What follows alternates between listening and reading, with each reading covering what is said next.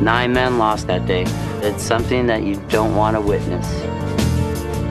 It's horrible. That is part of my post-traumatic stress.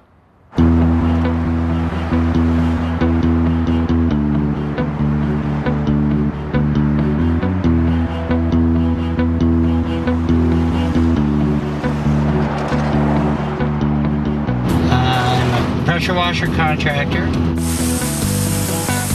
I basically wash commercial and residential and industrial buildings. Make everything clean.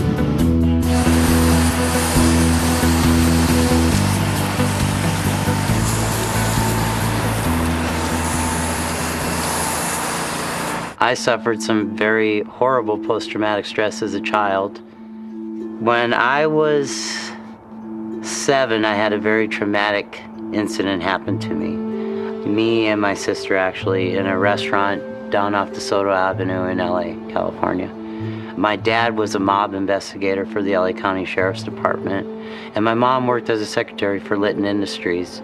My mom and my dad had been separated partially because my father had a bad pill and alcohol problem.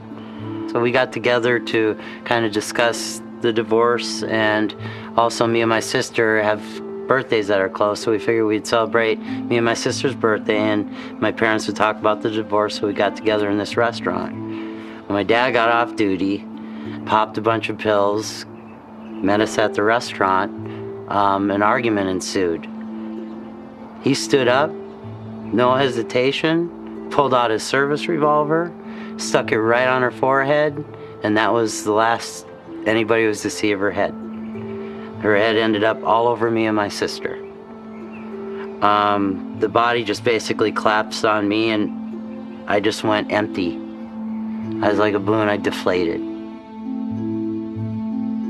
My post-traumatic stress is horrible. I've had a horrible life. The saving factor was that I found pot. It saved me, saved my life. My nightmares were gone.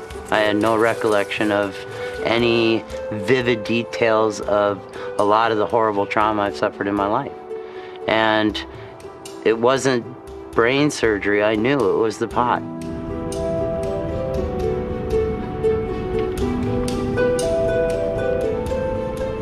You go off your medicine for a year, you're gonna have some serious complications. And there was from me going off at a year. It was all of a sudden I'm off my post-traumatic stress medicine, and I totally went depressive. I totally went in the shell. I totally wanted to not be a living entity on this earth. I got consumed that much.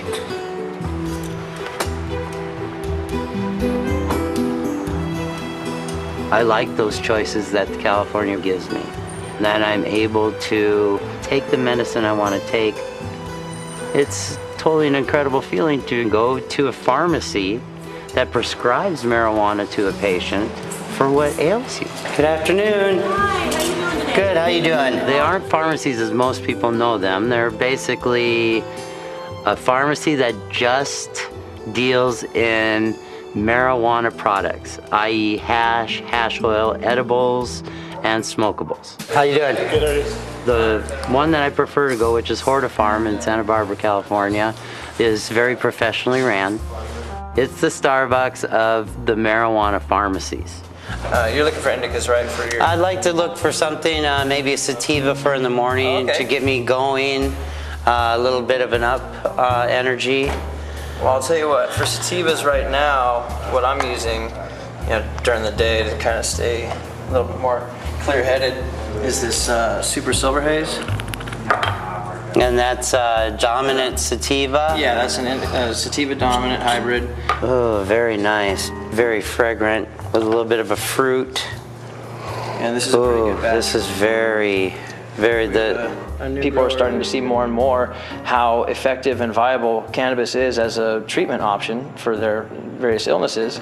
I think that a lot of dispensaries are going to be popping up all over the country. Well, I would like to try a little of the Bubba Kush for the evening, and I think I'd prefer like a little of the Super Silver Haze for the morning. Okay, great. The EA doesn't like to use the word dispensaries, but for for whatever, that's the word that's attached to it. But the fact of the matter is, they're marijuana distribution centers. It's essentially what they are. And they're public nuisance. All right, Josh. Thank you, sir. Hey. What we've been able to determine in our dispensary investigations, these are not people coming out in wheelchairs, on crutches. These are not people that meet the dying, the sick, and the injured. Those are not the type of individuals that are going into dispensaries and that are coming out of dispensaries with the marijuana.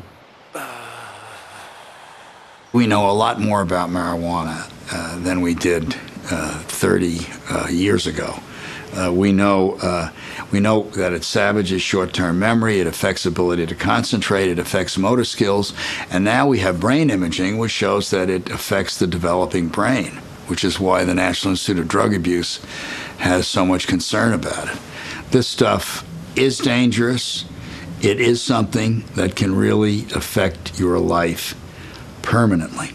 There are hundreds of thousands of Americans, maybe more, for whom marijuana is a medicine, nothing more, nothing less. And the notion that those people should be criminalized, that those people should be denied legal access to an effective medication, especially a medication which has such an incredibly high safety margin relative to so many legal drugs, that's morally offensive. The other side of the marijuana issue, they're sort of forced into arguing that marijuana is really okay in the same way that I'm forced into the idea of saying, no, marijuana is terrible. Because this bumper sticker mentality in the public debate, which wants to see things as black or white, when they really aren't black or white. They're more complicated than that. My ex-mother-in-law, she actually came with me to the head shop today to buy the pipe. I'd love to see what he's got in there. I've never been in the place. Yeah, you've been by it, but... Yeah, it'd be interesting to see what he's got inside there. Yeah. What's your experiences with marijuana over the years? Have you ever come across it? Have you ever had it? My son had it. And did you find him? Your ex-husband Did you find him home. Using it, or you found it in the room? No, I found it in the house and I threw it out on him. See it? Yeah. Ethnic Concepts. Yeah. Okay. Right here. There we go. And that's it. Okay.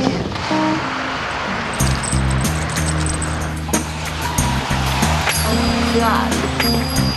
My legs have had it today. Oh, it smells good. Oh, it smells nice in here. Doesn't it? Actually, I should get some incense and stuff. Wow.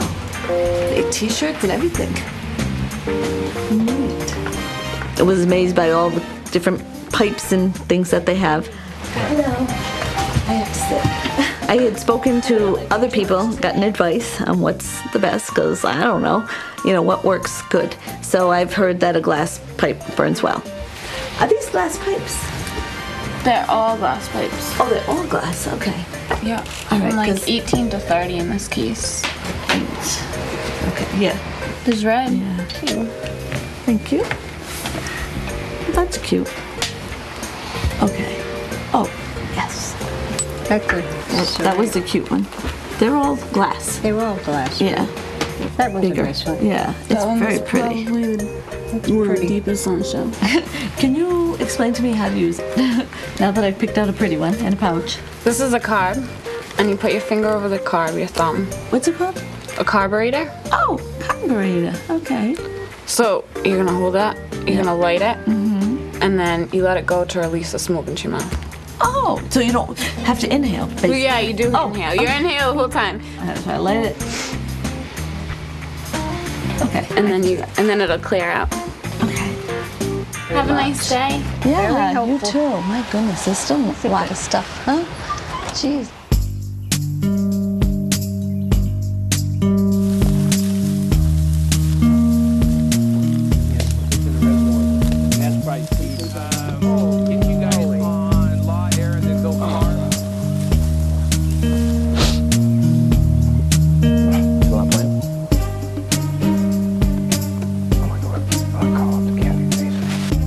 Basically, this garden's a lot bigger than we expected. This grow is probably 600 yards wide, and 80 yards long. In another month, when these things triple in size, all of them are going to be touching. It's going to look like a giant lawn. The plants are just now starting to mature. You're actually starting to see some of the little buds or flowers starting to form. Each one has their own water line. It is an ambitious undertaking to come and put this many plants this close to civilization. I figure they're going to get away with it. If we go low and we say that there's 5,000 plants here, it's a lot of money. Well, there's always going to be drug users. If there's a drug user, they're going to find a way in this open, free society of ours to get drugs into the country, to grow drugs in these remote areas, until which time the good guys come. That's the DEA and all our state, local, and federal partners, people like Steve Reed, find these drugs, find these marijuana plantations, and destroy them. And this is an amazing plant. That's a 7-8 foot plant. The war on drugs is a wonderful symbol. And it's been around so much, it's really one word now, war on drugs. There's always been that thing. Look at that puppy. Beautiful plant. So much of life is based on random continuances from the past. Like there are these jugs in Cyprus, and you can see the men building them, and they have these blobs on them. Just these blobs. And you ask, well, you know, Vasiliki, why are you putting those blobs on? And he says, well, you know, that's just the way we've always done it.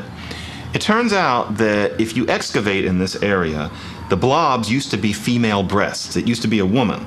And then gradually over the years, there's a kind of a shorthand, and now it's just blobs. They don't know why they do it. It started out with a meaning, and then you have the blobs.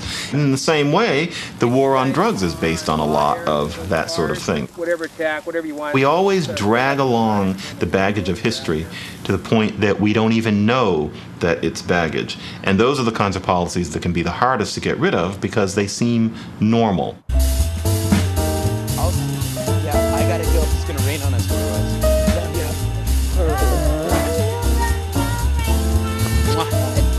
Bye.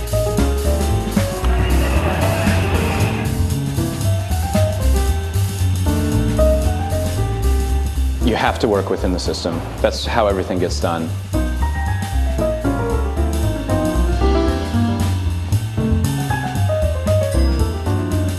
It's no joke that laws and sausages being made is something you don't want to look at, and it takes somebody on the inside to actually change it. You have to be on the inside. You have to be talking to these guys. If you could just keep C-SPAN on all day in the background and just tick these. Today is the big day. Today is the day of the Hinchey vote. I have a good feeling about today. I have a good gut feeling. And then my plan for today is to try to keep my head on straight and to try to not get too discombobulated as I'm running all over the hill. I'm going to try to ambush some congressmen.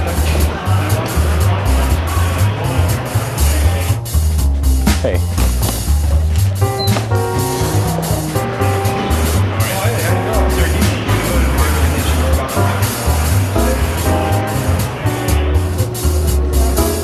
Congressman, I was wondering if you're thinking about voting in favor of the Hinchey-Rohrabacher medical marijuana amendment today. You know, I haven't had a chance to look at it. Okay. But I'm going to be talking to my staff when I get back. Any information I could provide that might help change you guys' mind, or is there anything that would change your mind, sir, that you can think of?